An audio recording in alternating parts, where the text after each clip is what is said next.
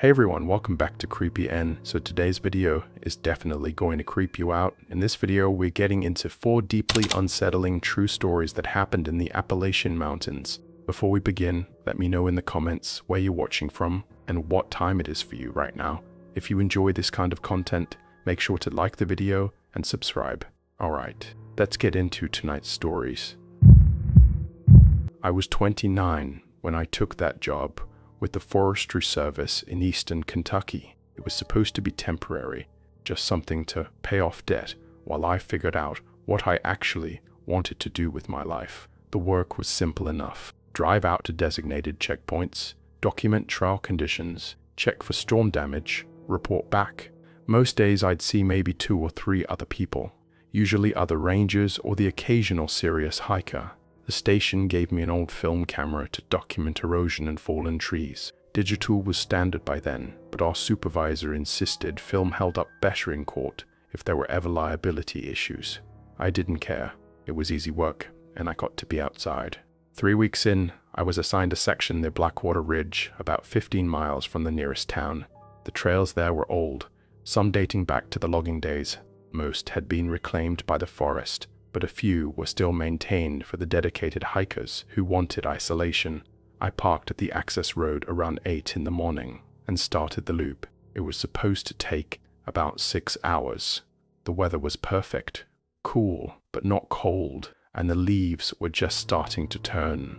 I took photos of a collapsed footbridge, some problematic root systems, and the few trail markers that needed replacing. Around noon, I stopped to eat lunch near an old stone foundation, probably from a hunting cabin that burned down decades ago. I was halfway through a sandwich when I noticed the camera sitting on my pack was open. The back panel was unlatched. I knew I closed it. I always closed it. I checked the film counter. It had advanced 3 frames since I'd last used it. I sat there for a long time looking around. There was no one, no sound except wind and the occasional bird. I convinced myself I'd bumped it somehow, maybe when I'd set the pack down. I finished the route and drove back to the station. When I dropped off the film for processing, I didn't mention anything. 2 days later, the developed photos came back in a manila envelope. Most of them were exactly what I'd shot. The bridge, the roots, the trail markers. Then I got to frame 17. It was me, sitting on that stone foundation, eating my sandwich. Taken from about 20 feet away, from behind a tree. You could see part of the trunk in the frame, like whoever took it was hiding. The angle was slightly elevated, like they'd been standing on something, or maybe just taller than average. I checked frame 18, same location, but closer. Maybe 10 feet away now. I was still eating, completely unaware. You could see the side of my face clearly. Frame 19 was taken from directly behind me, close enough that if I'd turned around, I would have seen them. I reported it, filled out paperwork, talked to my supervisor, even filed something with the local sheriff. They sent someone out to walk the area. Found nothing. No footprints, no camps, no evidence anyone had been there. The sheriff suggested maybe another ranger was playing a prank, but I checked the logs. No one else was assigned to that section that day. I kept working, but I started carrying something extra in my pack. I also started checking behind me constantly, every few minutes, just turning around and scanning the trees. It made the hikes longer. About a month later, I was assigned the same section. Different trail, but same general area. I almost called in sick, but I needed the paycheck. I went, I took my photos, documented what I needed to, and kept moving. I didn't stop for lunch. When I got back and developed the film, there were 2 extra frames again. The first was me walking, taken from the side, maybe 30 feet into the tree line. The second was closer, much closer, close enough to see the texture of my jacket. I quit the next day, didn't give 2 weeks, didn't ask for a reference. I just left.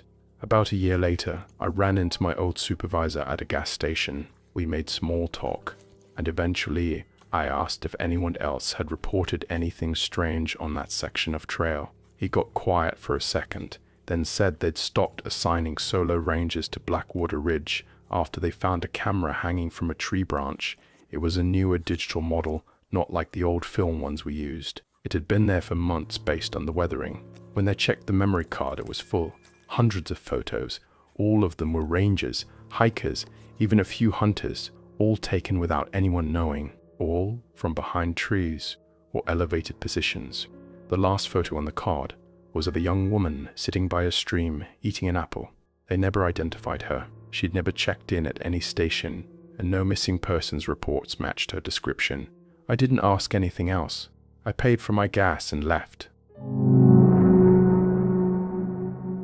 I worked night maintenance at a hospital in Asheville from 2019 to 2021. The job was straightforward. Show up at 11 p.m., handle any repair calls, check equipment, make sure everything was running smoothly, and leave at 7 a.m. when the day crew arrived. The pay was decent, and more importantly, I didn't have to deal with many people. The hospital was old, built in the 1960s, with additions tacked on over the decades. It created this maze of hallways, some used daily, others forgotten, except for storage or mechanical access. My supervisor gave me a master key card and a basic map on my first day, then mostly left me alone. Most nights were quiet. I'd replace light bulbs, fix dripping faucets, reset breakers, occasionally help move equipment. Around 3 a.m., I'd take my break in the cafeteria, eat whatever I'd brought, and scroll through my phone until it was time to make another round. The fourth floor was the oldest section. It used to be the psychiatric ward before they built the new behavioral health building in the 90s. Now it was mostly administrative offices and storage. During the day it was busy enough, but at night it was completely empty. The lights were on timers, so half the hallways would be dark unless you hit the manual override. 3 months into the job, I got a call around 2 a.m. to check a water pressure issue on the 4th floor. One of the nurses on the floor below said she could hear pipes rattling. I grabbed my tools and headed up. The elevator opened to a dark hallway. I hit the light switch and the fluorescents flickered on with that buzzing hum they make when they're old. I followed the sound of the rattling to a maintenance closet near the east wing. The problem was simple. A shut-off valve hadn't been fully opened after some previous work. I adjusted it and the rattling stopped. I was about to leave when I noticed the door at the end of the hallway was propped open with a doorstop. That door was always locked. It led to the old ward section, which had been closed off for years. Asbestos abatement or something. I walked over and looked inside. The lights were off, but I could see the hallway extended about 50 feet before turning. There was a smell, not strong but noticeable. Mildew and something else, something stale. I removed the doorstop and pulled the door shut. It locked automatically. I went back downstairs and finished my shift. The next night, same thing. I came up to replace a light bulb in one of the offices, and the door was propped open again. Same doorstop. Same smell coming from inside. I closed it again, and this time I checked with the day shift supervisor in the morning. He said no one had been up there in weeks. I started checking that door every night during my rounds.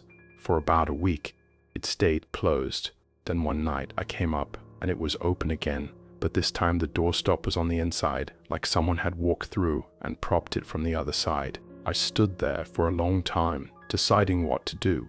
I finally pulled out my flashlight and stepped inside. The hallway was exactly as I remembered from the quick glance before. Old linoleum tiles, peeling paint, doors lining both sides. I walked slowly, checking each door as I passed. All locked. I reached the turn and stopped. There was a wheelchair sitting in the middle of the hallway, facing away from me. It was old, probably from when the ward was still active. The vinyl seat was cracked, and one of the wheels was missing its rubber. I walked around it and kept going. The hallway ended at a nurse's station, just a desk behind a half wall with a sliding window. There was a clipboard hanging on the wall, the paper yellowed and brittle. I got close enough to see it was a patient check-in sheet from 1987. That's when I heard the wheelchair move. Not rolling, just a small shift, like someone adjusting their weight. I turned around. It was facing me now. I know I'd walked around it. I know it had been facing the other direction. I didn't run, but I walked fast. I pulled the door shut behind me and went straight down to the security office. I told them what I'd seen, and 2 guards went up with me to check. The door was closed and locked. 3 walked through together. The wheelchair was gone. The doorstop was sitting on the floor just inside the entrance, like it had been kicked aside. One of the guards said the old ward had a reputation. He didn't elaborate, and I didn't ask. I stopped checking the 4th floor after midnight. If a call came in, I'd handle it, but I didn't do casual rounds up there anymore. The door kept opening, maintenance installed, a new lock, then a deadbolt. It didn't matter. On my last week before I switched to a different job, I was cleaning out my locker and found a folded piece of paper tucked into my jacket pocket. I didn't recognize it. It was a page torn from that old clipboard, a patient name and room number written in faded blue ink. I never went back to check what room it was. My brother Jake and I used to drive up to our grandfather's property in southwestern Virginia every few months to check on the place. He'd passed away 2 years earlier, and the land was just sitting there while the estate got sorted out. It was about 40 acres, most of it wooded, with an old farmhouse that hadn't been updated since the 70s. We'd usually spend the weekend clearing brush, checking for leaks, making sure squatters or vandals hadn't gotten in.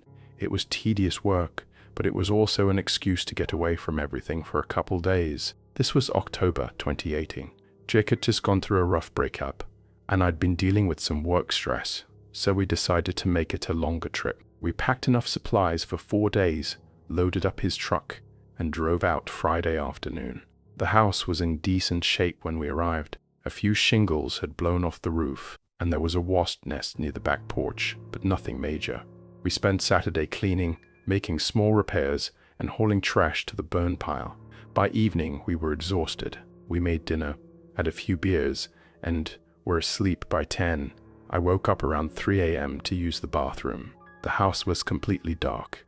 No ambient light since we were miles from anything. I used my phone as a flashlight and was halfway back to my room when I noticed the front door was open. Not wide open, but cracked about 6 inches. I walked over and looked outside. The porch light was off, and I couldn't see much beyond the first few feet of the driveway. I assumed the latch hadn't caught properly when we'd locked it earlier. I closed it firmly, checked the deadbolt, and went back to bed. In the morning, Jake was already in the kitchen making coffee. He looked like he hadn't slept well. When I asked if he was okay, he said he'd woken up sometime during the night and thought he heard someone walking around outside. He'd looked out his window but didn't see anything.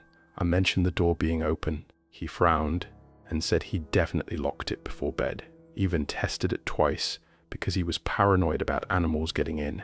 We checked the door frame in the daylight. No signs of forced entry. No scratches or damage to the lock. We decided maybe the latch was just worn out and made a note to replace it. Sunday was uneventful. We worked on clearing a section of fence line, burned the brush pile, and spent the evening on the porch. Around 10, we locked up and went to bed. I made a point to check the front door myself, turning the deadbolt and pulling on the handle to make sure it was secure. I woke up around 2 a.m. The front door was open again. This time it was about a foot open, wide enough that cold air was coming in. I got up, walked over, and stood in the doorway looking out. The moon was bright enough that I could see the yard clearly. Nothing moved. No animals, no people, just stillness. I closed the door, locked it, and this time I pushed one of the kitchen chairs in front of it, wedging the back under the handle. If someone tried to open it, the chair would scrape across the floor and wake us up. I went back to my room, but didn't sleep. I lay there listening, and around 4 a.m. I heard it, a slow, steady knocking on the back door. Not loud, just 3 soft knocks, then silence, then 3 more.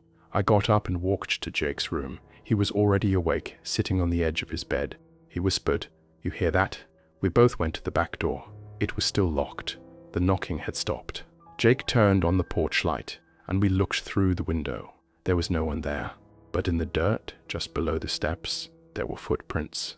Bare feet, adult-sized, starting at the tree line and walking right up to the door. Then they stopped. No prints leading away. We didn't sleep the rest of the night. We sat in the kitchen with the lights on, waiting for sunrise.